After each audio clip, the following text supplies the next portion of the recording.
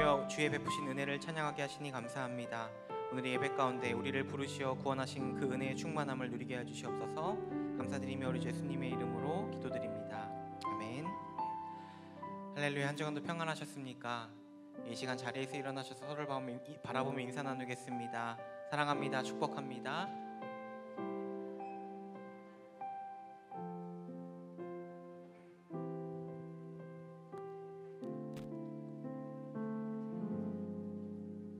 이 시간 우리 교동문 교회의 비전과 사명 함께 교독하시겠습니다.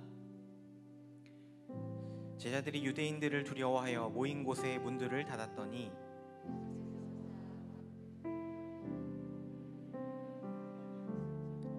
이 말씀을 하시고 손과 옆구리를 보이시니 제자들이 주를 보고 기뻐하더라. 아버지께서 나를 보내신 것 같이 나도 너희를 보내노라.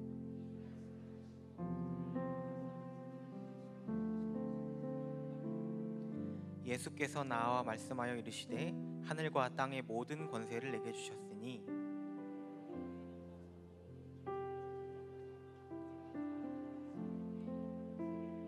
함께 고백하겠습니다. 내가 너희에게 분부한 모든 것을 가르쳐 지키게 하라. 볼지어다 내가 세상 끝날까지 너희와 항상 함께 있으리라 하시니라. 아멘.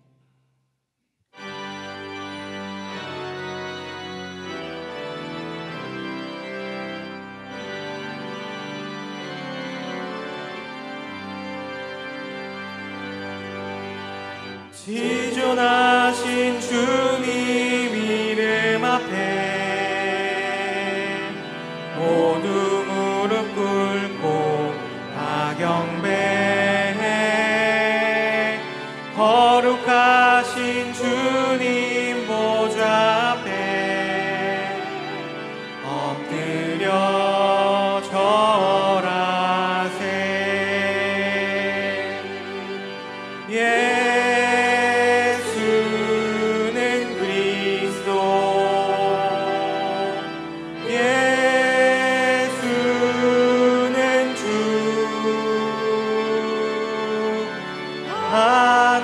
하나님의 영으로 경배 드리리.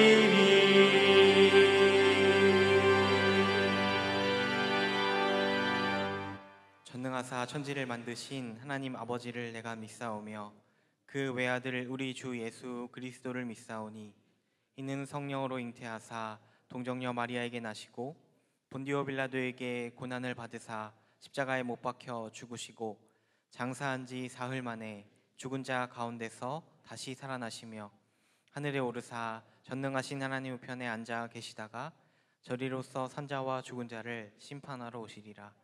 성령을 믿사오며 거룩한 공회와 성도가 서로 교통하는 것과 죄를 사하여 주시는 것과 몸이 다시 사는 것과 영원히 사는 것을 믿사옵나이다. 아멘.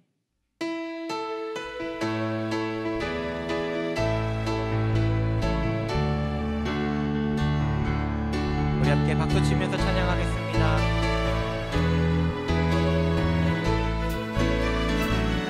하나님의 독생자 예수 날 위하여 오시었네. 내 모든 죄 사하시려고 십자가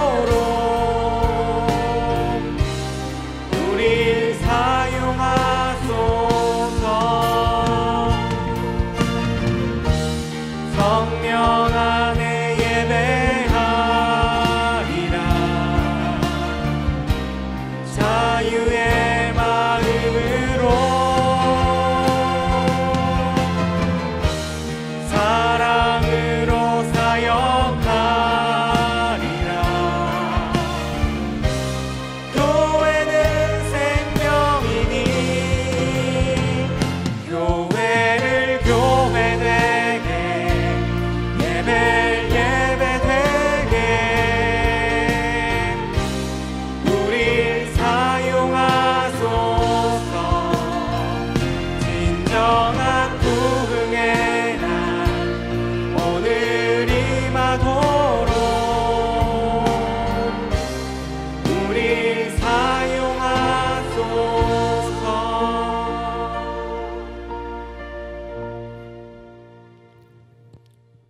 교회를 교회되게, 예배를 예배되게 하시는 사랑과 은혜가 풍성하신 하나님 아버지, 그동안 코로나19로 인해서 영상 예배를 드리다가 비록 제한적이나 한 자리에 모여 함께 예배를 드리게 하여 주심에 감사를 드립니다. 이 시간 주님을 사모하여 하나님께 예배드리기 위해 주님 전에 나왔사오니 우리의 온 마음을 다하여 주님을 찬양하고 예배하게 하시고 주님 홀로 영광 받으옵소서. 이 자리에 우리와 함께하지 못하고 영상으로 참여하는 성도들에게도 아버지 하나님 함께하셔서 주님 사모하는 예배의 자리가 영광되게 하게 하여 주시옵소서. 자비하신 아버지 하나님, 지난 한 주간 살면서 흠없는 모습으로 살길 원했지만 연약하고 부족한 탓에 주님이 원하신 대로 살지 못한 것을 고백합니다. 예수님의 가난함을 본받지 못하고 죄 많은 세상을 따라 살았습니다. 아버지 하나님, 우리의 불의함을 용서해 주시고 더러워진 저의 마음과 영혼을 주의 보혈로 깨끗이 씻어 주시옵소서. 주님을 믿고 의지하여 주님께 더욱 순종하는 은혜를 덧입혀 주시옵소서. 은혜가 풍성하신 아버지 하나님, 코로나19로 인해서 우리가 계획한 대로 온전히 주님 가르쳐 주신 사랑을 다 실천하지 못하였으나 작은아마 포방터 시장을 위해 이웃사랑을 실천하게 하셔서 주위의 교회가 칭송을 듣고 예수님을 영화롭게 하게 하여 주심을 감사드립니다. 아버지 하나님, 2020년 남은 기간 동안 교회가 세웠던 계획을 잘 마무리할 수 있도록 도와주시고 우리의 부족한 재정도 채워주시옵소서. 내년에 밝은 청사진도 잘 계획하여 받은 달란트대로 청직의 사명을 온전히 감당하게 하여 주시옵소서. 소망을 주시는 하나님 아버지, 10월 20일부터 11월 6일까지 세일의 저녁 다니엘 기도 예배를 허락하심에 감사드립니다. 이 기간 동안 7가지 기도 제목을 놓고 기도하오니 온 성도가 한마음으로 교회와 가정에서 합심하여 예배드리고 기도할 수 있게 우리를 붙들고 인도하여 주시옵소서.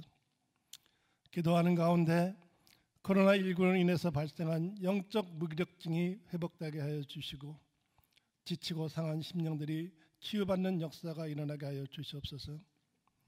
오직 주님만을 섬기고 성령의 음성을 청정하는 예배 공동체가 되게 하여 주시옵소서.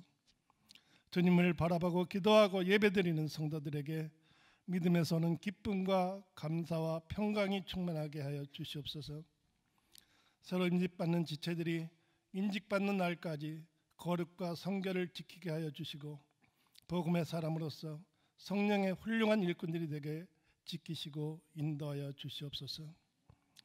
아버지 하나님, 개인과 가정과 일터에서의 시련이 우리에게 인내와 연단의 기회가 되게 하여 주시고 온전히 하나님 나라를 체험하는 시간이 되게 하시옵소서. 이 어려운 시기를 보내면서 슬픔이 변해서 기쁨이 되게 하시고 근심이 변하여 평안이 되게 하여 주시옵소서. 입시와 취업을 준비하는 다음 세대가 기도하는 가운데 모든 걱정과 두려움을 이기게 하여 주시고 하나님이 기뻐하신 일이 무엇인지를 깨달아 다니엘처럼 응답받는 예배자가 되게 하여 주시옵소서. 오늘도 하나님 말씀을 전하는 서경철 목사님께 성령 함께 하셔서 말씀이 선포될 때에 오늘의 말씀 제목처럼 애통하는 자가 받는 선물이 무엇인지를 확실히 깨닫는 생명의 말씀이 되게 하여 주시옵소서. 말씀 증거하실 때에 간절한 마음으로 받게 하시고 우리의 심령이 말씀으로 묶임을 받아 새롭게 되는 은혜가 넘쳐나게 하여 주시옵소서. 담임 목사님이 우리를 푸른 초장으로 인도하는 선한 목자로서의 사명을 다할 수 있도록 성령님 늘 함께하여 주시고 같이 사역하는 부목사님들과 전도사님들에게도 주님의 능력이 언제나 함께 하시기를 간구합니다. 찬양과 반주와 방송으로 예배를 섬기는 지체들과 차량으로, 청소로, 또 보이지 않는 헌신의 손길들을 기억하시고 축복하여 주시옵소서. 우리를 빛 가운데로 인도하는 예수님의 이름으로 간절히 기도합니다. 아멘.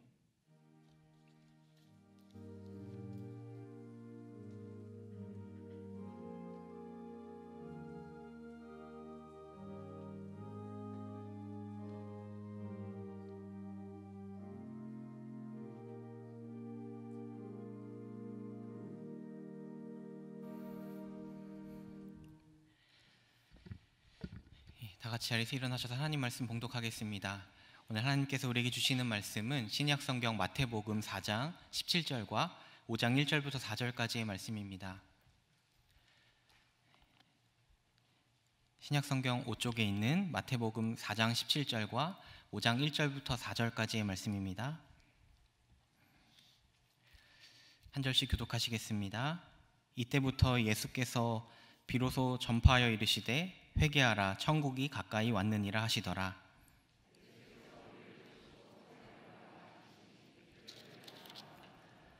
입을 열어 가르쳐 이르시되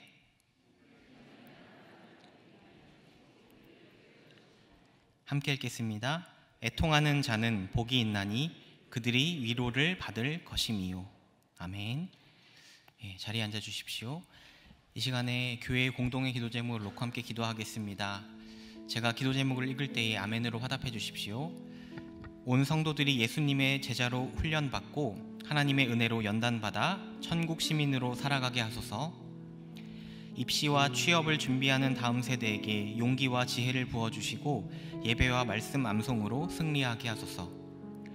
주택거주와 이사 문제로 고통하는 국민을 긍휼히 여기시고 부동산 시장이 속히 안정되게 하소서. 이 세 가지 기도 제목 놓고 함께 기도하겠습니다. 사랑해 주님, 주님의 귀한 교회에 함께 모여 예배드릴 수 있는 은혜를 허락하심 감사드립니다. 주님을 기쁘시게 하고 모든 성도들이 깊은 은혜를 경험하는 귀한 예배 시간 되게 해주시옵소서. 모든 성도들 이 땅을 살아가되 하나님 나라의 사람들임을 잊지 않고 하늘의 산소망을 붙들고 살아가게 해주시고 믿음 안에서 주님을 날마다 닮아가는 걸음걸음이 되게 해주시옵소서. 특별히 다음 세대의 걸음을 주께서 붙들어 주셔서 입시와 취업 그 외의 모든 삶의 과정 속에서 하나님의 동행하심과 능력을 부어주심을 경험하게 해주시고 삶의 예배 가운데 하나님을 찾고 부르짖는 세대가 되게 해주시옵소서. 이 땅에서 삶의 거처를 마련하는 일이 쉽지 않습니다. 이 일로 근심하는 모든 이들의 마음을 헤아려 주시고 속히 안정되게 하여 주시옵소서.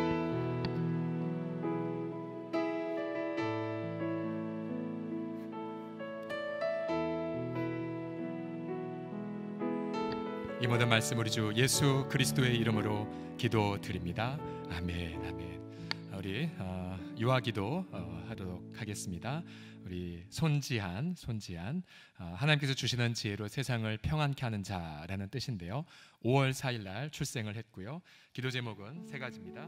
포도나무 가지가 나무에 붙어 열매를 맺듯 하나님과 동행하며 열매 맺는 삶을 살아가게 하시고 하나님이 주신 달란트를 잘 사용해서 세상의 필요를 채우는 삶을 살아가게 하시고 건강과 안전을 지켜 주소서입니다.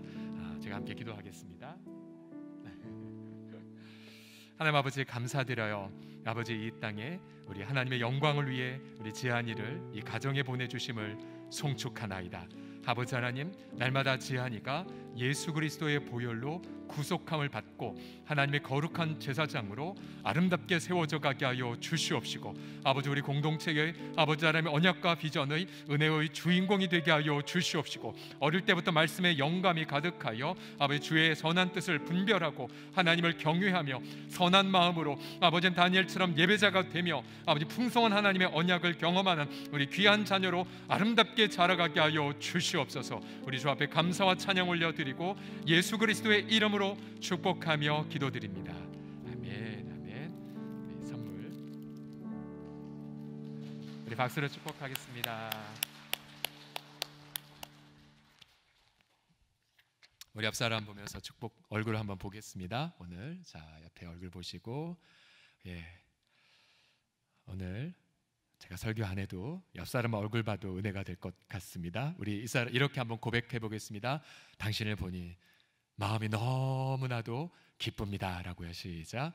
당신을 보니 마음이 너무나도, 그렇게 표현하면 기쁨이 잘 표현이 안 되죠. 다시 한번 옆 사람 보면 당신을 보니 너무 기쁩니다라고요. 시작. 당신을 보니 너무 기쁩니다. 감사드려요. 제가 잠시 기도할게요. 성삼위 하나님, 우리를 다시 모으셔서 서로 얼굴을 마주하게 하심을 송축하나이다. 우리를 예수님의 피로 한 몸으로 만드신 것을 확인하게 하심을 경배해 드리나이다. 우리는 주님의 성전이오니 이 시간 복음의 진리와 성령으로 충만히 임하여 주시옵시고, 또 동일하게 가정에서 예배드린 모든 어린 자녀들과 가정들, 또 병상에서 함께 예배하는 우리 환우들, 또 먼 타국에서 예배드린 모든 이들에게도 아버지 더 큰 은혜가 임하게 하여 주옵소서. 예수님의 이름으로 기도드립니다. 아멘. 아멘. 지난 1997년 영국에서 다이애나 황태자 비가 교통사고로 세상을 떠났죠. 그때 영국인들이 참 많은 눈물과 그렇게 아파했던 것을 여러분 뉴스를 통해서 여러분 보셨을 것입니다.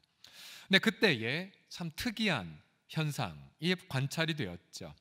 많은 영국인들이 울었는데 그때 많은 우울증 환자들, 우울증 환자들의 수가 한동안은 절반으로 줄어드는 현상이 나타났습니다.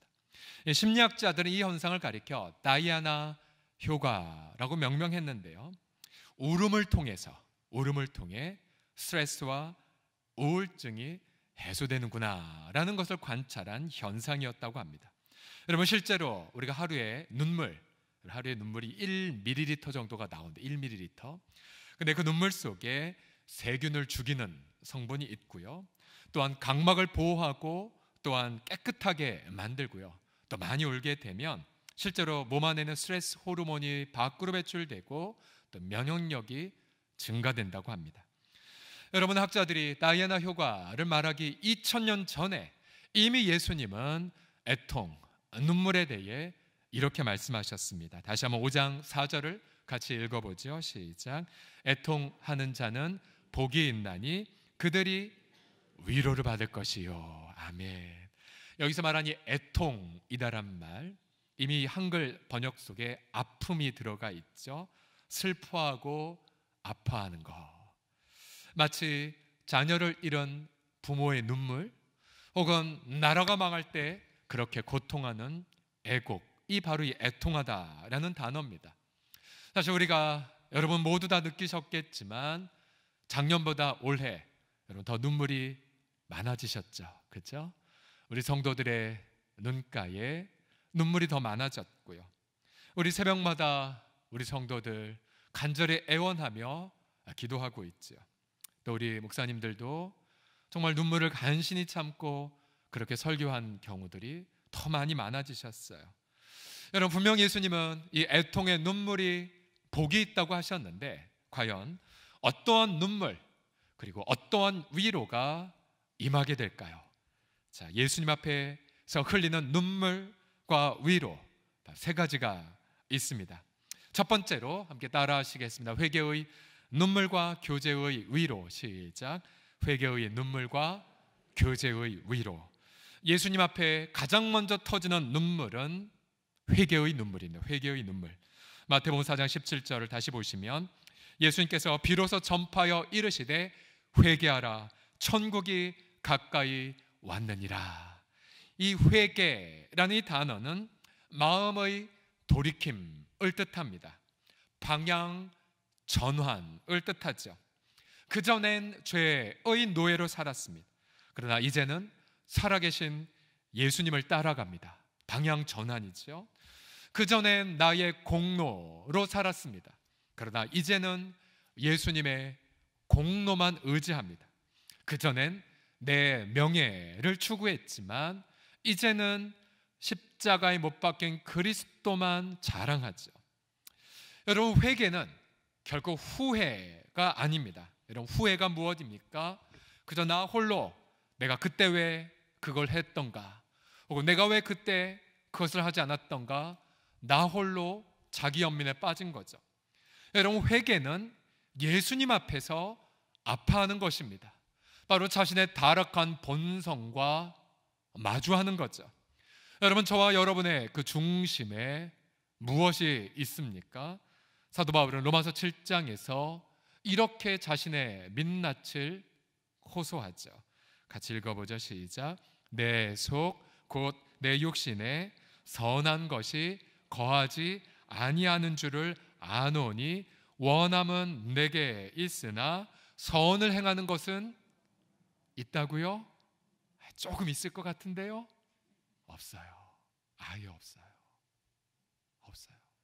그래서 오늘 예수님 앞에 올 수밖에 없어요. 전에는 뭔가 선한 게 있을 거라 착각했어요. 그러나 그 선함도 내게 아니었어요. 만약 우리 속에 조금이나마 뭔가 괜찮은 것이 있다라고 생각하면 여러분 그 생각 자체가 교만의 범죄이죠. 교만의 범죄. 저와 여러분 모두가 인격이 타락되어 있습니다. 전적인 타락. 하나님을 기쁘시게 하는 것 하나도 없고요. 사람을 사랑하는 것 하나도 없습니다. 그러니까 우리가 애통하는 거예요. 우리가 우는 거예요. 우는 거. 그래서 마음에 나오는 열매가 무엇입니까? 예수님 말씀하셨죠. 마태복음 15장에 보시면 마음에서 나오는 것은 악한 생각, 살인, 이런 마음으로 누군가 증오해서 그 증오를 조금이라도 품으면 마음에 살인한 것이라고 말씀하셨지요. 간음과 음란, 음욕을 품기 위해 상상으로 자꾸만 시간을 소모하는 게 바로 이미 마음에 간음을 저질렀다고 말씀하셨죠. 도둑질하는 것, 거짓 증언하는 것, 비방하는 것, 이것이 바로 저와 여러분의 실제 모습이에요. 그래서 우리는 예수님 앞에 애통할 수밖에 없어요. 저지른 죄로 인하여 애통하고 하지 않은 하나님의 뜻, 생략의 범죄로 아파하죠. 마음과 생각으로 저지른 죄악으로 인하여 우리는 애통합니다. 그래서 우리는 이 고백을 날마다 드려야 해요. 주님, 저는 죄인입니다. 저를 긍휼히 여겨 주시옵소서. 저 기도 되게 많이 드려요. 주님, 죄인 된 서경철 긍휼히 여겨주세요. 참 놀라운 것은 이것 때문에 너무 아파하는데 죄인 된 경철입니다. 저는 선에 대해 무능합니다. 제 안에 사랑이 없습니다. 라고 애통하는 그 순간 우리 주님의 위로가 임해요. 어떠한 주님의 위로입니까? 그래, 나는 의인을 찾아온 것이 아니야. 죄인을 찾아 회개시키러 왔노라. 그러면서 예수님이 나의 죄를 위해 죽으셨고 예수님이 나의 형벌을 대신 받으심을 보게 하시죠. 그리고는 내 속엔 선한 게 하나도 없지만 오직 예수님만이 나의 선입니다. 나는 사랑이 없지만 예수님만이 나의 사랑입니다. 그런 주님이 나의 위로가 되심을 경험하게 하십니다. 믿으십니까? 여러분, 우리가 부부 가운데에서도 여러분 아무리 그 부부 가운데에 갈등이 해결이 안 되는 이유가 무엇이겠습니까? 보통 이렇게 갈등이 시작이 되죠. 내가 저 인간 때문에 내 인생 이렇게 되었어 라고 원망만 하는 경우가 많습니다. 그러나 여러분, 아무리 배우자가 잘못했어도 여러분, 나도 하나님 앞에서 멸망받을 죄인인 것 인정하십니까? 여러분, 부부는, 결혼 생활은 기적이죠. 왜냐하면 나의 죄도 감당치 못하는데 보세요, 두 죄인이 함께 사니 여러분, 이보다 기적이 더 어디 있단 말입니까? 한 번도 부부싸움 안 하신 것 같은 표정으로 보는 것 같은데 다시 한번. 자, 그래서 여러분, 부부 갈등 가운데 해결하는 열쇠가 무엇입니까? 결국 자신의 죄를 먼저 고백하는 거죠. 하나님 앞에, 주님, 제 속엔 선한 것이 단 하나도 없나이다. 주님의 긍휼을 구하나이다. 바로 그때에 그 부부 가운데에 우리 주님의 위로가 임하게 됩니다. 더 나아가 회개는 죄의 끔찍한 결과, 바로 심판이죠. 영원한 형벌이죠. 저주이죠. 여러분, 그 끔찍한 결과들을 받아들이는 것입니다. 바울은 고린도서 6장 9절과 10절에서 이렇게 경고했습니다. 그 당시 고린도 도시는 음란한 도시, 동성연애가 가득한 도시였죠. 이렇게 경고했습니다. 불의한 자가 하나님 나라를 유업으로 받지 못할 줄을 알지 못하느냐? 미혹을 받지 말라. 음행하는 자나 우상 숭배하는 자나 간음하는 자나 탐색하는 자나 남색하는 자, 동성연애자, 도적이나 탐욕을 부리는 자나 술 취하는 자나 모욕하는 자나 속여 빼앗는 자들은 하나님의 나라를 유업으로 받지 못하리라. 만약 우리가 그 가운데에서 계속해서 그 죄를 회개하지 않는다면 그럼 우리는 그 형벌에서 벗어날 수가 없어요. 만약 예수님이 계시지 않는다면 저와 여러분 모두 다 심판을 받는다는 것, 하나님의 영원한 진노 아래에서 영원한 저주와 형벌을 받는다는 것, 예수님의 죄의 결과에 대해 고통하고 두려워해야 합니다. 여러분, 지난 주일 3부 예배 때에 한국가족보건협회 대표인 김지연 집사님이 오셔서 애끓는 하나님의 이 시대를 향한 마음을 눈물로 호소하셨어요. 원래 이분은 이제 한 교회 집사님이시고 평범한 두 아이의 엄마. 근데 우리 아이들에게 줄 절대적 유산이 바로 성경 말씀임을 깨닫고는 엄마가 먼저 말씀 암송의 본을 그리고 아이들에게 학원도 보내지 않고 매일마다 암송을 시켰대요. 근데 그런 평범한 그런 분이 어느 날 2000년대 초반부터 포괄적 차별금지법이 계속해서 발의가 되었었죠. 저희도 함께 나누었지만 이 법안은 말 자체는 굉장히 좋아 보여요. 실제로 장애인, 또 민족, 또 어떤 교육 등등으로 차별할 수 없다, 뭐 이러면 누구나 다 동의하는 겁니다. 근데 이 포괄적 안에 독소 조항이 있죠. 성적 지향, 또 성소수자들. 여러분, 이게 무슨 말이냐면 인권이란 이름으로 동성애를 죄라고 할 수 없는 법안입니다. 가령 제가 성경에 근거하여 방금 고린도전서 6장에 남색하는 자 죄, 로마서 1장에도 그들 그릇된 보응을 이미 받았다라고 성경에 있는 것처럼 죄다라고 말하면 제게 이제 동성애자들이 소송을 걸어오고 그러면 제게는 강제 이행금이 임하게 된다는 거죠. 강제 이행금. 이거는 형법상 벌금이 아니에요. 벌금에 한 번 물면 끝인데 이 강제 이행금은 해결될 때까지 계속 벌금을 때리는 것입니다. 계속해서. 그래서 결국 견딜 수 없을 만큼 그렇게 할 때까지 벌금이 부과되면 마침내 이제는 진리를 선포하지 못하는 거죠. 죄를 죄라고 선포하지 못하는 법안이 바로 포괄적 차별금지 법안입니다. 목양실에서 잠시 이 강사님과 잠시 대화를 나누었을 때에 이 법안을 발의한 정당, 모 정당을 위해 총선 때 굉장히 많이 기도하셨대요. 10명 이상 당선 안 되도록. 실제로 10명 미만이 당선되었고 또한 그 정당이 요즘 몇십억의 부채로 고통하고 있다라는 그런 이야기도 전해받았습니다. 배후에서 치열하게 기도하는 분들이, 죄와 치열하게 싸우는 분들이 있음을 알 수가 있었죠. 이분은 말씀을 듣고 동성애가 죄인 것을 가르치고 선포하면서 실제로 동성애자들이 이번에 강의를 듣고 회개하고 이거 죄구나를 깨닫고는 회개하며 돌아왔다는 부분들도 이야기하셨어요. 골방에서 나와서 1인 시위하고 국회의원들 설득하고 분명히 동성애를 통해 에이즈가 번창하고 있음에도 불구하고 이 통계를 질병관리본부에서 의도적으로 감추는 것을 깨닫고는 국회의원들을 설득하여 국정감사를 통해 잘못했음을 인정케 하고 질병관리본부에 동성애를 통해 에이즈가 번창하고 있음을 통계를 밝히는 일을 이분이 하셨더라고요. 여러분, 기도하셔야 돼요. 여러분, 이 정부가 친동성애 정책을 의도적으로 하는 경향이 너무나 많거든요. 이미 교과서나 수많은 문화들을 통하여서 인권이란 이름으로. 근데 여러분, 인권 속에는 죄를 뺀 개념이 인권이에요. 분명히 인간은 죄의 노예임에도 불구하고 그 죄됨을 강조하지 않고 있죠. 그래서 온갖 성적 범죄가 인권의 이름으로 계속되고 있습니다.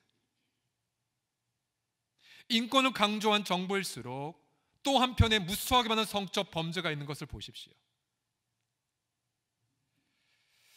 근데 제가 그 예배를 통해서 정말 가장 크게 깨달았던 것이 이것이었어요. 그게 무엇이냐면 우리의 자녀들과 교회를 위해 이 차별금지법이 통과되면 안 되지만 그러나 이분은 한 걸음 더 나아가 만일 법안이 통과되면 믿지 않는 분들이 죄를 죄로 알지 못하기 때문에 결국 마음이 강팍해지고 바로 예수 그리스도의 복음을 받아들일 수 없기에 안 믿는 분들을 위하여 이 법안은 절대로 통과돼서는 안 된다라고 울었던 부분이었어요. 아, 그렇구나. 정말로 우리가 이 세대를 향해 정말로 예수님의 위로를 증거하면 우리가 죄를 죄라고 증거하는, 그리고 하나님의 심판을 제대로 증거할 때에 바로 자기 아들을 아끼지 않고 십자가에 내어준 하나님의 사랑과 영원한 위로가 바로 우리를 통하여 이 땅 가운데 임하게 될 줄을 믿습니다.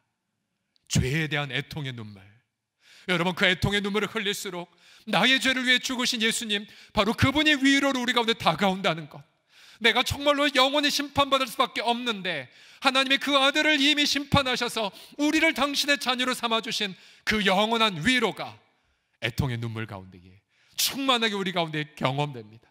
애통하는 자는 복이 있나니 저희가 위로를 받을 것임이요, 회개의 눈물을 통해 날마다 예수님의 그 놀라운 위로를 경험하는 저와 여러분들이 다 되기를 그리스도의 이름으로 축복합니다. 다 같이 따라하겠습니다. 애통하는 자는 복이 있습니다. 시작.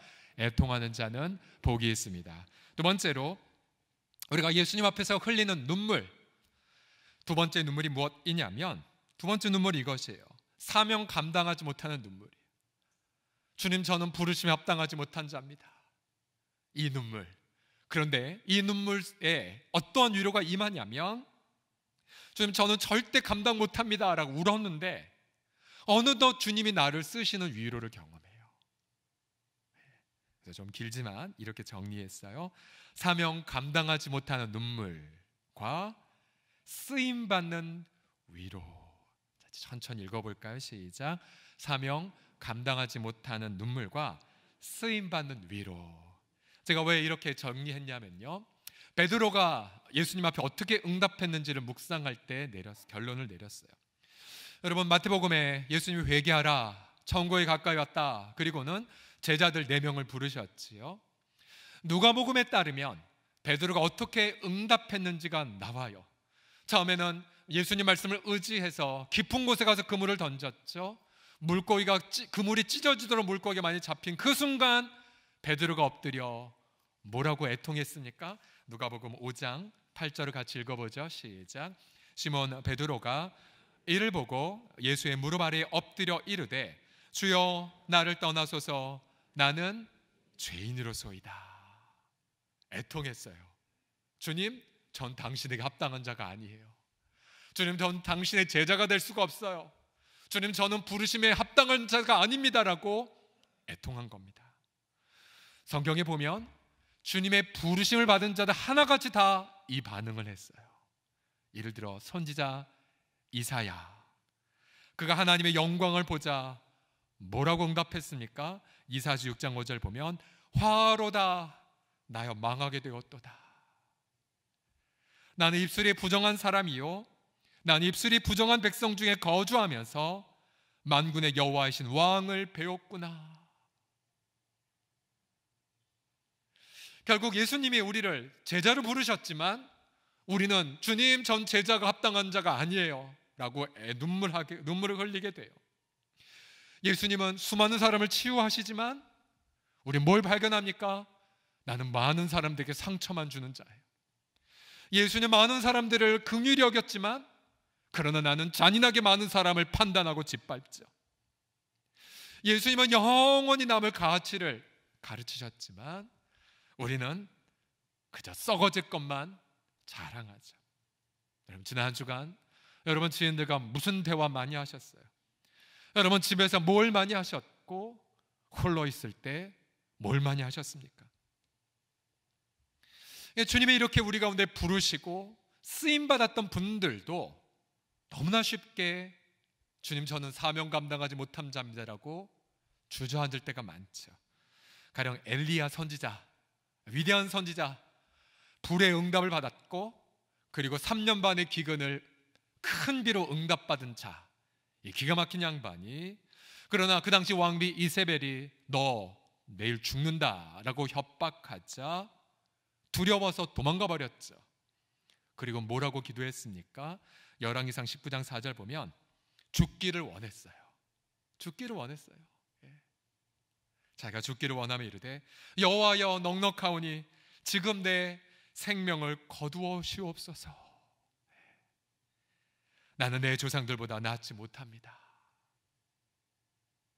주님, 저는 사명 감당 못해요. 절 죽여주세요. 여러분, 연말이 되면 섬김이들이나 교사들 중에 일부 분들이 엘리야와 같은 똑같은 이야기를 한 경우가 있어요. 내년엔 나 하지 않을 거야. 난 선배들보다 못해. 또 열매도 없어 보였어요. 사람들은 말도 듣지 않아요. 상처도 받은 것 같아요. 주님, 제가 애를 썼지만 우리 사랑방 식구들 변하지 않네요. 또 우리 선생님들은 제일 힘들 때가 이거죠. 문자를 보내도 씹히고 뭐 반응도 없고 애들은 그저 젊은이들만 좋아하는 것 같이 보이고 주님, 전 사명 못 감당해요. 전 못난 자예요. 그리고 눈물을 흘리죠. 눈물을 흘려요. 네, 여러분, 놀라운 것이 바로 여기에 있어요. 주님, 저는 감당치 못할 자입니다. 전 너무나 부족한 자는 눈물을 흘리죠. 그럼 바로 그 순간 우리 주님의 위로가 임해요. 주님의 위로가. 많은 경우 주님은 이러한 위로로 말씀하세요. 엘리야가 주님, 저 정말 못난 놈입니다. 저밖에 안 남았어요. 주님 뭐라고 말씀하셨어요? 너만 안 남았어. 7,000명이나 남겨놨는데. 우리도 마찬가지예요. 주님, 저만입니까? 전 왜 이렇게 못났습니까? 라고 절규할 때 우리 주님은 눈을 열어주세요. 너만 남지 않았어. 여기 봐, 동역자가 있잖아. 여기 봐, 너와 함께 우는 자가 있잖아. 동역자를 발견하게 하세요. 동역자를. 그리고 또한 내가 주님 앞에 눈물로 기도하기 이전에 주님은 우리에게 이미 응답을 주신 것을 경험하게 하세요. 우리가 이번 주부터 다니엘 저녁 기도회를 시작하지만 세일에, 왜 세일이냐면요, 다니엘서를 보게 되면 말씀 붙잡고 무릎 꿇고 기도할 때에 응답이 21일 만에 와요. 참 놀라운 것은 천사가 이 말을 하죠. 다니엘, 네가 무릎 꿇고 겸비하던 그날 응답이 떨어졌어. 근데 21일 걸려서 너한테 가져온 거야. 이미 응답이 떨어졌어요. 이미. 그래서 저는 확신해요. 저희가 기도 제목 7가지를 우리 주보 보시면 나오지만은 기도 제목을 가지고 겸비해서 홍성교회 식구들이요 함께 기도합시다라고 말한 그 순간 이미 하나님 보좌에서 이미 우리에게 응답을 주신 것을 믿습니다. 응답 주신 걸 발견케 하셔서 주님은 위로를 부어주세요.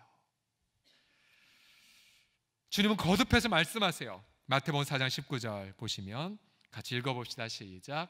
말씀하시되 나를 따라오너라. 내가 너희를 사람을 낚는 어부가 되게 하리라. 그러면서 우리를 이렇게 타이르시죠. 야, 네가 사람 낚는 거 아니야. 내가 너를 사람 어부가 되게 만든다니까. 너가 할 일은 나만 따라오는 거야. 나만 따라오는 거야. 나만 따라오는 거야. 나만 따라오면 풍성한 열매를 맺자.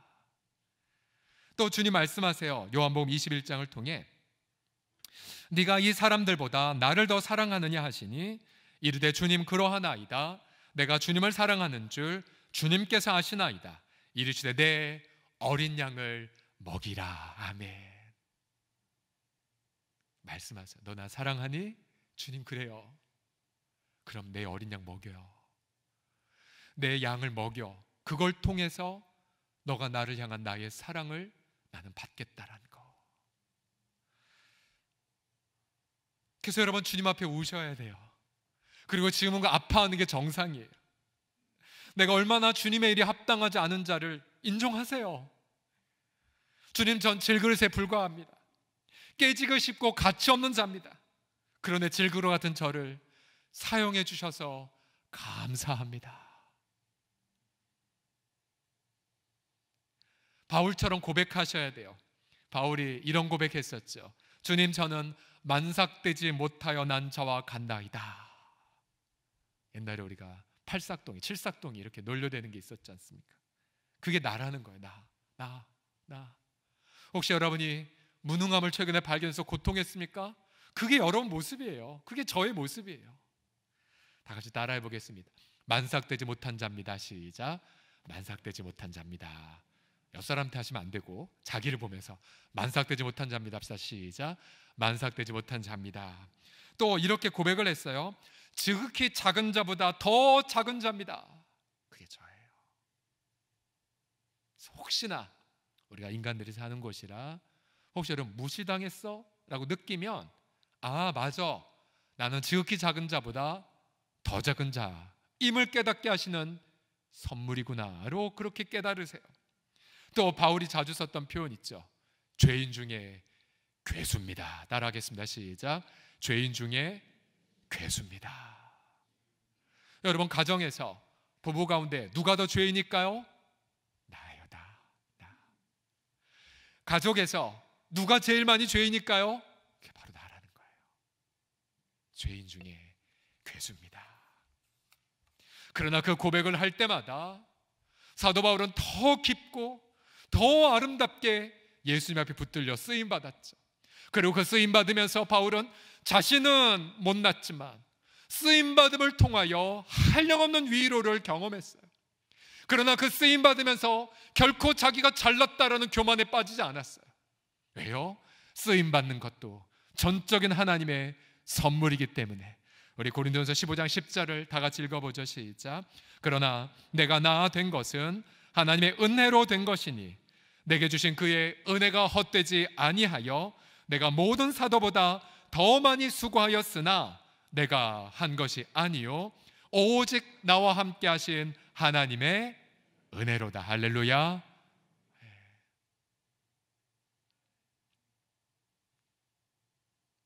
며칠 전 한 지체가 큰 수술을 받았고 병원에 오래 있어야 했었어요. 근데 가장 큰 고통은 집에 홀로 있을 자녀를 돌볼 사람이 없다는 것이었어요. 그러나 바로 그 옆엔 사랑방 지체들이 있었어요. 사랑방 지체들이 그 지체가 수술 받는 기간 동안 가정을 책임져 줬어요. 밥을 해주고 자녀를 챙기고. 이 자매가 이제 수술 이후에 퇴원하고는 사랑방 지체와 함께 교회 앞마당에 며칠 전에 왔었어요.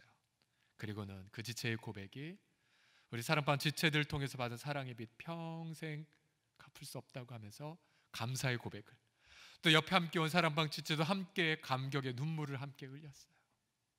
맞아요, 여러분. 수많은 많은 고통 속에서도 여러분 내가 예수님의 사랑의 통로로 쓰임 받으면 여러분 그보다 더 큰 위로가 없어요. 정말 내가 예수님의 말씀의 통로가 되는 것, 또 내가 예수님의 손과 발이 되는 것, 그래서 그렇게 주님 앞에 쓰임 받는 그 감격은 어떤 행복과 위로보다 더 커요. 저는 저와 여러분 모두가 날마다 이러한 예수님 앞에 쓰임 받는 위로가 가득히 넘쳐나시기를 우리 주 예수 그리스도의 이름으로 간절히 축복합니다.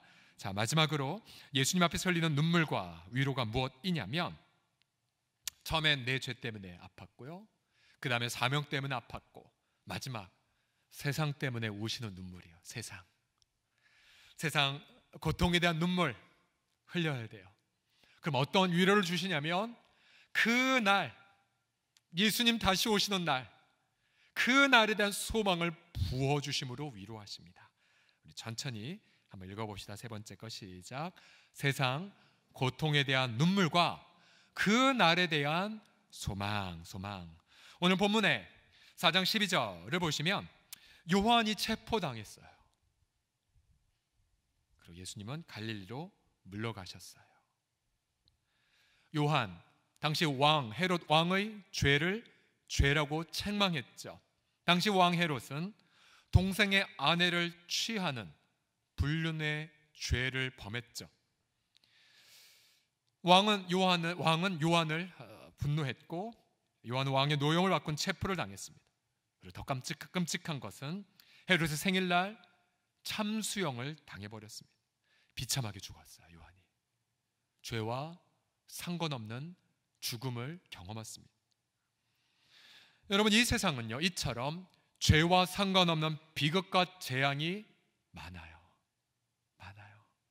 오늘 4장 16절에 보면 이 세상을 가리켜 이렇게 설명하셨죠. 흑암에 앉아있는 것과 같다고 그래요. 흑암에 앉은 백성, 한치 앞을 내다보지 못하죠. 또한 사망의 땅과 그늘에 앉은 자들이라고 표현하고 있어요. 죽음이 예외가 없어요. 고통이 예외가 없어요. 의인이든 악이든 똑같이 여러분 코로나 걸려요. 그렇죠? 예수님은 이러한 세상의 고통을 보시고 우셨어요. 마태복음 9장 36절 보시면 무리를 보시고 불쌍히 여기셨어요. 너무 아파하셨어요. 온 전 존재를 동원해 애곡하셨어요. 목자 없는 양과 같이 고생하고 고통하는 세상 사람들을 보고 눈물 흘리셨어요. 여러분, 예수님이 세상을 품고 우셨기에 여러분, 우리도 세상을 품고 울어야 해요. 예수님이 이웃을 위해 고통하셨기에 우리도 이웃을 품고 애곡해야 됩니다. 우리의 스승이 우셨기에 제자된 우리도 울어야 되고요. 예수님의 제자로서 세상을 품고 우리도 눈물을 흘려야 됩니다. 바로 자기 죄와 상관없이 고통하는 이웃들을 향해 눈물을 흘려야 돼요. 이것이 바로 중보의 눈물이고 바로 성숙한 자가 흘려야 될 눈물입니다. 지난 금요일 아침에 우리 연말 비전당에 있던 그 아침에 미국에서 부고 소식이 전해졌습니다. 한국교회의 대표적 설교가 지구촌교회 이동원 원로 목사님의 둘째 아들이 소천했다는 소식이었습니다. 변호사로 일했던 아주 유능한 친구였는데 이범 집사 43살, 올해 연초에 대장암 큰 수술을 받았고 투병 중에 있었죠. 유족으로는 사모님이 있었고 재성이라고 하는 9살짜리 어린 아들이 있습니다. 아들은 아버지와 어머니를 놓고 먼저 천국에 갔어요. 그 부모님이 한동안 미국에서 아들 간호하다가 잠깐 한국에 왔는데 위중해서 급하게 비행기 타고 갔는데 끝내 아들의 마지막은 지키지 못했어요. 그런 아들이 누워있는 침대에서 아버지는 아들을 묵묵히 바라보고 고개를 숙였고 어머니는 아버들의 죽은 시신을 어루만지며 아파하고 있었고 옆에 그 아들의 아내는 무릎 꿇고 통곡하고 있었어요. 여러분, 그 슬픔의 현장 속에 그 아버지는 처음으로 이런 고백을 올렸어요. 그리스도인이란 답을 가진 사람이 아니라 답을 모른 채로 믿음으로 앞을 향해 나아가는 사람이란 말이 마음에 들어옵니다. 아들을 불러가신 이유에 대한 답을 찾지 못했고 영원히 찾지 못할 듯합니다. 그래도 믿음으로 나아가야겠지요. 우리 공동체도 자신의 사랑하는 아들을 먼저 보낸 부모님들, 자신의 사랑하는 딸을 먼저 보낸 부모님들이 계세요. 왜 자녀를 먼저 데려가셨는지 답을 찾을 수 없어요. 우리도 답이라고 말할 수 없어요. 애통의 눈물은 멈추지 않죠. 아들이 죽은 지 셋째 날 그 아버지는 자신의 아내와 함께 아들이 살았던 곳을 돌아보며 이렇게 심경을 수레했어요. 아들이 걸었던 산책길, 그 길을 걸었다. 아내와 함께 아내의 설명을 드리며 아들이 발병 후 운동 삼아 엄마와 함께 걸었던 동네 길이다. 그는 무슨 생각을 하며 걸었을까? 타 들어가는 생명의 불꽃을 느끼며 생명의 애착과 씨름하며 걸었을까? 아니, 숨기도 하며 걸었을까? 그는 엄마에게 자연이 아름답다고, 이 동네로 이사 오길 잘했다고, 그동안 너무 바쁘게 살았다고, 이젠 쉬어가며 살아야 하겠다고, 나무, 바다, 하늘로 이어진 길, 그래서 이 길 넘어 길로 갔니? 저 하늘길로 쉼을 찾아갔니? 돌아오지 못할 길로? 네가 짧게 머물던 집으로 돌아오며 우리 다시 만날 하늘 집을 그린다. 넌 이 집으로 다시 오지 않겠지만 엄마와 하늘 집으로 찾아가마 곧 머지않아. 아들이 하늘로 떠난 셋째 날에 예수님의 제자들에게 바로 이 땅의 위로를 통하여 바로 그날 완성될 위로를 바라보게 만드시지요. 바로 그날, 예수님이 다시 오시는 그날, 주님이 약속한 이 위로가 완성이 됨을 경험합니다.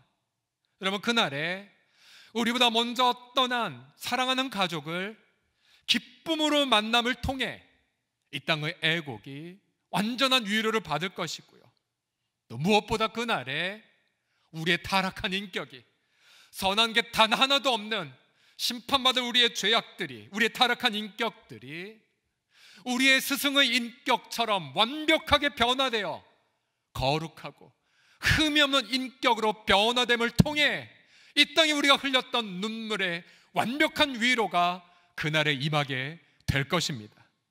또한 그날에 세상의 모든 민족들이 예수님 앞에 회개하며 엎드려 경배함을 통하여 우리가 이 땅에서 흘렸던 전도의 눈물, 우리가 이 땅에서 수고했던 선교의 수고, 우리가 이 땅에서 고통하며 했던 이웃사랑의 눈물이 그날에 완벽하게 위로를 받게 될 것입니다.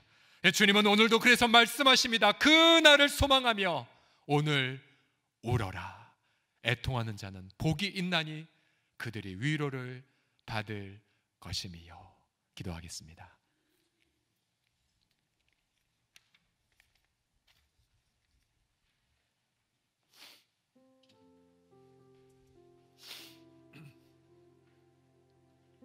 말씀 붙잡고 기도하지요.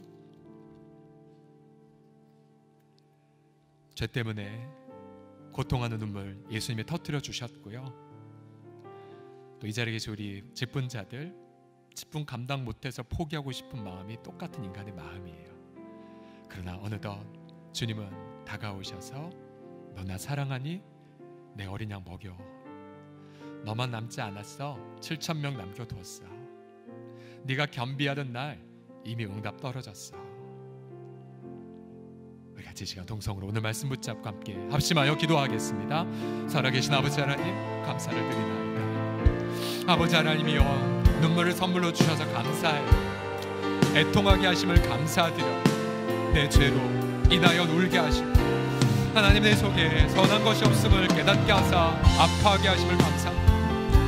아버지 하나님이여, 특별히 주님 앞에 쓰임받지 못한 자, 합당하지 못한 자임을 자각하고 만삭되지 못한 자요, 죄인 중에 괴수요, 아버지 하나님이여, 정말 모든 성도들보다 못난 자임을 인지하고 깨달아 엎드려, 그러나 주님 앞에 어느덧 주님의 그 통로로, 아멘, 주님의 도구로, 주님의 손과 발로 쓰임받게 하심을 감사드려. 주 예수여, 날마다 주님이 애곡의 눈물을 흘리며 아버지 하나님 앞에 담대하게 나아가는 우리 모든 지체들, 우리 주여 되게 하여 주십시오. 아버지의 마음, 하나님의 그 은혜와 능력을 품고 담대하게 나아가는 우리 모두가 주여 되게 하여 주옵소서. 한 걸음 더 나아가 세상의 고통을 품고 함께 기도할까요? 우리 지체들 중에서도 애곡의 눈물을 흘리는 지체들이 있고요, 또 우리 이웃 식구들 중에서도 아파하는 분들이 있습니다. 우리 그들을 품고 생각나는 분들을 위해 우리 함께 기도합시다. 기도하겠습니다. 아버지 하나님 감사드려요.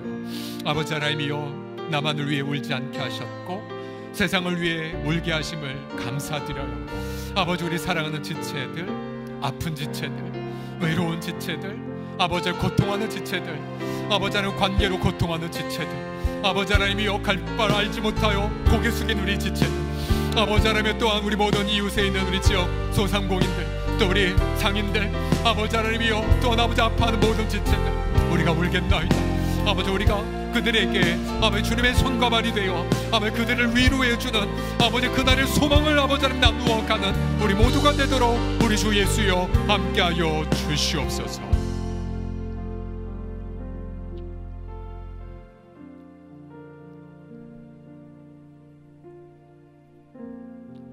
우리에게 눈물을 터뜨려 주심을 감사드리나이다.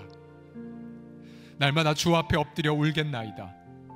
내 속에 선한 게 하나도 없음을 보고 울고, 내 속에 예수님 닮은 게 하나도 없음을 깨닫고 울고, 그러나 내 대신 죄가 되신 예수님 때문에 감격의 눈물을 흘리고, 또한 내 대신 날마다 성령으로 우리 인격을 변화시켜 가시는 성령님의 미쁘심 앞에 감사를 드리고, 그리고 어느덧 내가 주님의 쓰임밖에 합당하지 못한 자이므로 통곡하고 도망가려 하려 할지라도 어느덧 우리의 영혼을 터치하사 동역자를 붙여주심을, 이미 응답이 떨어졌음을, 그리고 주님을 향한 사랑을 회복하게 하사 다시 한번 아버지 주 앞에 쓰임받는 그 위로를 주심 앞에 감격을 하면서 세상을 향한 정보자로 아름답게 쓰임받는 위로의 아들 딸들 다 되게 하여 주옵소서.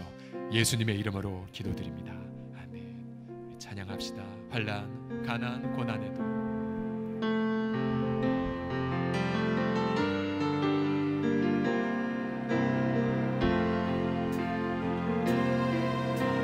환난, 가난과 고난, 수고로 눈 속에도 성도는 그 믿음을 지켰네. 주를 섬기는 길에 자신을 다 드리며 진리의 말씀과 성령으로 그 길을 걸었네. 그리스도 안에서 새롭게 하시고 그리스도로 인하여 자유케 되었네. 우리는 무명하나 유명한 자요. 죽음의 위기 속에도 참 생명 가졌고 근심하다 기뻐하며 하나하나 다른 일 구욕해 하는 자로다. 모든 것 가진 자로다. 모든 것 가진 자로다. 모든 것 가진 자로다. 모든 것 가진 자로다. 우리 하나님 앞에 영광의 박수 다 같이 올려드리겠습니다. 옆에 보며 고백합시다. 당신은 위로의 통로입니다 라고 시작. 당신은 위로의 통로입니다. 너무 감사를 드리고요. 우리가 새일의 저녁 다니엘 기도 예배 영성 회복과 영적 각성을 위해 부르짖고자 합니다. 화요일날, 목요일날 저녁 8시 이 자리에서 제가 기도회를 인도하고요. 말씀과 기도 찬양, 말씀 기도 찬양에서 1시간 함께하고 그 후에 개인 기도 들어가시고요. 방역진 다 지키시면서 함께 진행할 예정입니다. 수요일은 7시 반 저녁 수요 예배로, 금요일은 저녁 기도회로 함께 진행될 예정이고요. 그러나 첫날 하나님 은혜가 부어지죠. 전날 여러분 새벽 예배 때, 그리고 역시 월요일날 저녁에도 본당을 오픈합니다. 본당을 오픈할 거예요. 그래서 여러분 각자 함께 기도하시면서 응답을 경험을 하시기를 바랍니다. 다음 주일부터 주일 앞에 대면 예배도 회복돼서요. 각 예배실에서 함께 방역 지침 지키면서 함께 아이들 예배 드리고자 합니다.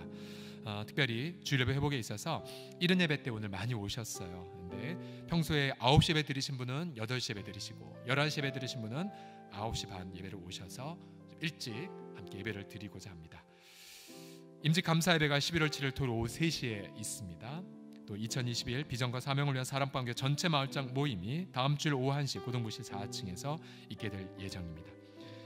교회 차량 셔틀 시작이 되고 있으니 주보를 보시고 참고하시고요. 우리 결혼 광고입니다. 박지연 양 332 사랑방의 박경수 오종환 성도님의 장녀입니다. 10월 24일 토요일 오후 1시에 웨딩던 낙원 3층 샬롬홀에서 결혼 예배를 드립니다. 여러분 많이 축복해 주시고 축하해 주십시오. 다 자리에서 기립하셔서 우리 봉헌 찬송 드립시다.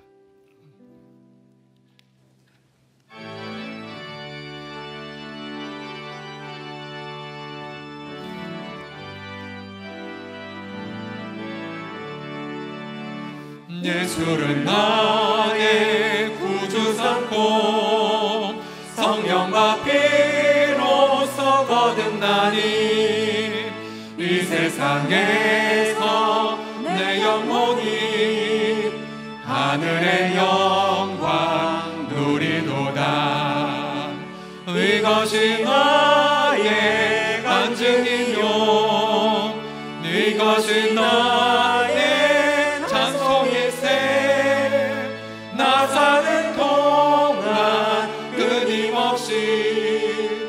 구주를 찬송하리로다. 온전히 주께 맡긴 내 영, 사랑의 음성을 듣는 중에 천사들 왕래하는 것과 하늘의 영광 보리로다. 이것이 나의 간증이요, 이것이 나의 찬송일세. 나 사는 동안 끊임없이 구주를 찬송하리로다. 주 안에 기쁨 누림으로 마음의 풍랑이 잔잔하니 세상과 나는 간곳 없고 구속한 주만 보이도다. 이것이 나의 간증이요, 이것이 나의 찬송일세. 나 사는 동안 끊임없이 구주를 찬송하리로다.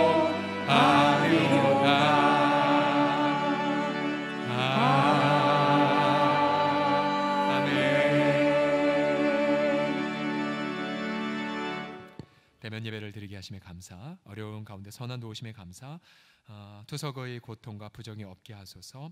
저희 가정의 일, 주님의 일 되게 하소서. 또 입대한 아들을 위해 순간순간 하나님의 은혜입니다. 주님의 능력으로 저를 살리소서. 건축 예물과 추수감사헌금, 또 11조 예물과 선교연금, 장학헌금과 감사 예물을 드리셨습니다.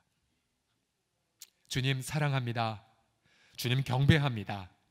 주님 환경과 상황이 녹록지 않아도 우리에게 일용할 양식을 주셨고, 우리에게 다음 세대를 먹일 힘을 주셨고, 이웃과 나눌 넉넉한 마음을 주셨기에 이 시간 기쁨과 감사함으로 우리의 특권으로 11조의 예물을 주께 올려드리며, 또한 오병이어와 또한 겨자씨만한 그 예물로 아버지 하나님의 이웃과 열방을 위하여 선교와 장학헌금과 또 다양한 예물을 드리옵나이다. 또 우리의 감사를 흠양하사 그 응답된 것으로 나는 감사, 응답 주실 거에 대한 감사, 이미 하늘에 응답 주신 거에 대한 감사를 주 앞에 올려드리옵나이다. 감사로 제사를 드린 자가 하나님의 이름을 영화롭게 하는 말씀처럼 우리의 마음속에 날마다 일터에서도 우리의 모든 경제활동에서도 날마다 하나님의 놀라운 응답을 누리며 경험하게 하여 주옵소서. 특별히 이사할 곳이 없어 고통하는 성도들, 오늘 아버지 시편 110편의 말씀처럼 방황하는, 거주할 곳이 없어 방황하는 이들에게 인도하사 마침내 거주할 성읍 소원의 항구로 인도하시는 여호와의 인자하심과 성실하심을 미리 노래하며 아버지 하나님의 놀라운 응답들을 구체적으로 차고 넘치게 경험하게 하여 주옵소서. 우리 주 예수님의 이름으로 축복하며 기도드립니다. 아멘. 지금은 우리 주 예수 그리스도의 부활의 은혜와 아버지 하나님의 절대적 주권적 사랑과 성령님의 영원한 위로 주심이 이 시간 예배드린 모든 사랑하는 이들, 애통의 심령을 가진 이들에게 영원토록 함께 있을지어다. 아멘.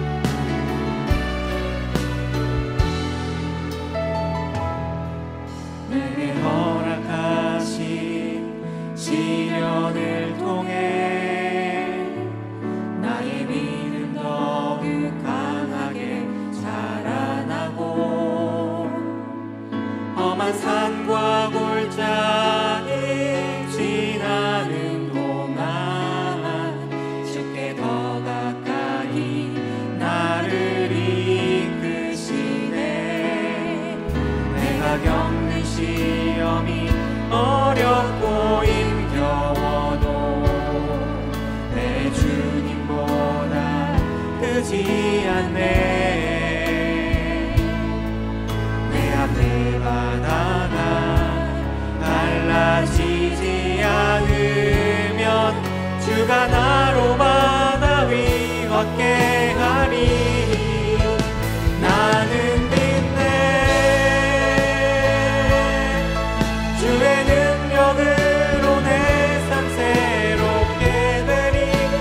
나는 믿네. 주의 능력으로 담대히 나가리라. 주와 함께 싸워 승리하리라. 날마다